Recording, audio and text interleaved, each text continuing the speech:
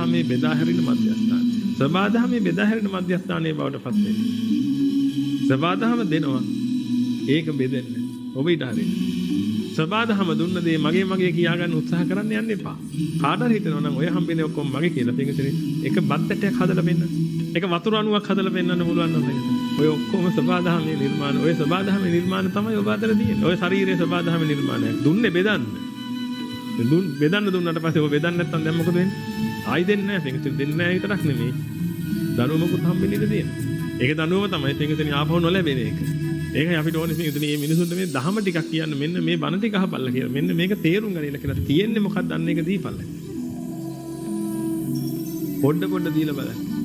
ඒ හම්බ වෙන ටික දෙන්න. තව ටිකක් වැඩිපුර හම්බෙයි. දෙන්න. තව ටිකක් වැඩිපුර හම්බෙයි. දෙන්න. හරියටම ඔබේ ඉස්සරහා තියෙන පොල් ගහ වගේ. ඒක පොල් දෙනවා හම්බ වෙනවා. පොල් දෙනවා හම්බ වෙනවා. ඔන්න ඔය සබාධම් බවට පත් වෙලා බලන්න. මහා පුදුම සොඳුරු ජීවිතයක් ගත කරන්න පුළුවන්. ඒ විතරක් නෙමෙයි පිටුතුනේ. මෙතනින් අයින් වෙන්න පුළුවන්.